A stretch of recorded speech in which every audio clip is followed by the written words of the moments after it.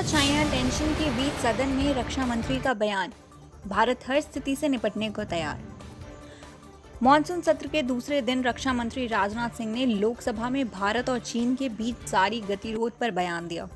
उन्होंने लद्दाख की पूर्वी सीमाओं पर हाल में हुई गतिविधियों से अवगत करवाया और इस दौरान भारतीय सैनिकों द्वारा दिए गए बलिदान के बारे में बात की। उन्होंने कहा कि सीमा विवाद एक गंभीर मुद्दा है और दोनों देश यहां शांति बनाए रखने पर सहमत हैं। उन्होंने भारतीय सैनिकों की वीरता के बारे में बात करते हुए कहा कि जिस तरह से हमारी सेना सुरक्षा कर रही है, हमें उन पर गर्व है। इसके अलावा उन्होंने कहा कि वे आश्वस्त कराना चाहते हैं कि हम किसी भी स्थिति से निपटने के लिए तैयार हैं। पीएम मोदी का लालू परिवार पर अटैक, कहा इनकी वजह से गरीबी और बीमारी को नियति मान लिया गया है। प्रधानमंत्री नरेंद्र मोदी ने मंगलवार को बिहार को 541 करोड़ की नई सौगात दी। अपने संबोधन में पीएम मोदी ने बिना नाम लिए लालू प्रसाद यादव के परिवार की ओर चलाए गए सत्ता के दौर पर गहरा प्रहार किया है। पीएम मोदी ने बिना नाम लिए आरोप लगाया कि आज़ादी के बाद बिहार में कुछ दिनों के लिए ऐसे लोग आए थे जिन्होंने यहाँ गरीबों के मन को बदल दिया। यहाँ के गरीब गरीबी बीमारी को नियति मानकर गए। भागलपुर पहुंची निर्वाचन आयोग की टीम, 12 जिलों में चुनाव तैयारी को लेकर की समीक्षा। दिल्ली से बिहार के दौरे पर पहुंची चुनाव आयोग की 2 सदस्यीय टीम दूसरे दिन भागलपुर पहुंची। यहां शहर के एक होटल में 12 जिलों में विधानसभा चुनाव की तैयारी की समीक्षा की।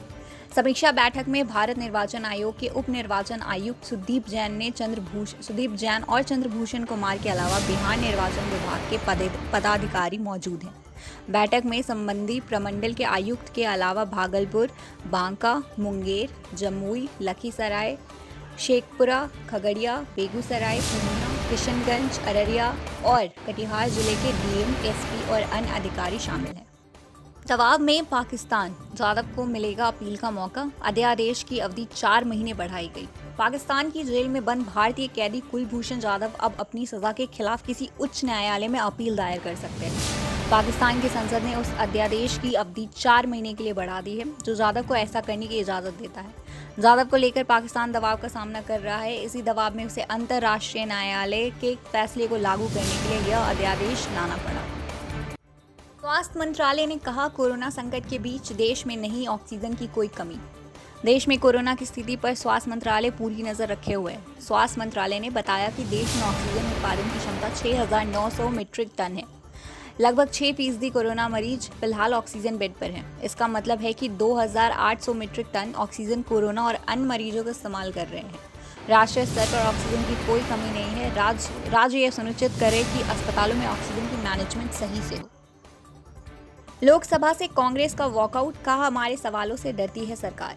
मॉनसून सत्र के दूसरा दिन भारत और चीन के बीच जारी गतिरोध पर रक्षा मंत्री राजनाथ सिंह ने लोकसभा में बयान दिया। इसे लेकर कांग्रेस के सांसदों ने सदन से वॉकआउट कर दिया। कांग्रेस सांसद अधीर रंजन ने कहा कि हमें सदन में बोलने नहीं दिया गया। उन्होंने कहा कि सरकार भारत चीन मुद्दे पर बात करने से भाग रही है। हम 2 लाइन बोलना चाहते थे पर सरकार चर्चा करने से क्यों भाग रही है। पूरी दुनिया में इस बात की चर्चा होती है तो हमारे सदन में भी चर्चा हो सकती है। हमें यह अपना अधिकार क्यों नहीं दिया जाता। हम भी यहाँ के नागरिक हैं। कंगना रनौत का जया बच्चन को जवाब, मेरी जगह आपकी बेटी होती तब भी आप यही कहती। बॉलीवुड में ड्रग्स को लेकर राज्यसभा में जया बच्चन के बयान का कंगना रनौत ने जवाब दिया है। कंगना ने कहा कि जया जी, अगर सुशांत की जगह आपके बेटे अभिषेक होते और मेरी जगह आपकी बेटी श्वेता, तब भी आप यही कहती।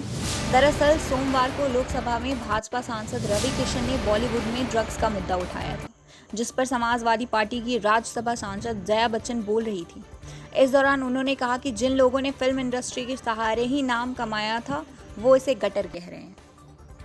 हैदराबाद और पुणे दुनिया को देगी कोरोना वैक्सीन की खुराक। कभी निजामों के शहर के रूप में पहचाने जाने वाले हैदराबाद की पहचान बदल रही है।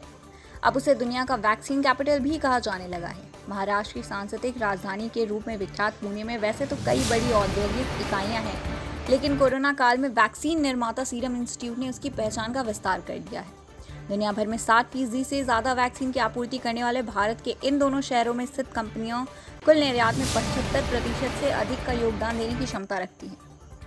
रिया चक्रवर्ती ड्रग्स केस में रिया ने लिया सारा रकुल सिमोन का नाम, इनसे भी जल्द भेज सकती है समन।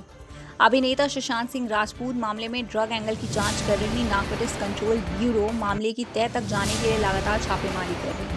इस मामले में बॉलीवुड से जुड़े कई लोगों का नाम भी सामने आ रहा है।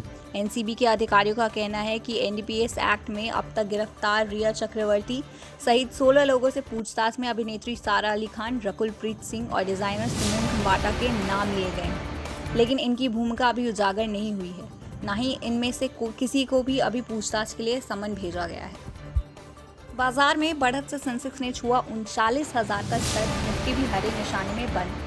आज सप्ताह के दूसरे कारोबारी दिन शेयर बाजार का बढ़त पर बंद हुआ। बॉम्बे स्टॉक एक्सचेंज का प्रमुख इंडेक्स सेंसेक्स 287.72 अंक ऊपर 39,044.35 के स्तर पर बंद हुआ। वहीं नेशनल स्टॉक एक्सचेंज का निफ्टी 81.75 अंक की बढ़त के साथ 11,521.80 के स्तर पर बंद हुआ। शुरुआती कारोबार में सेंसेक्स 124.61 अंक ऊपर 38,881.24 के स्तर पर खुला था और निफ्टी 42.45 अंकों की बढ़त के साथ 11,482.5 की स्तर पर खुला था।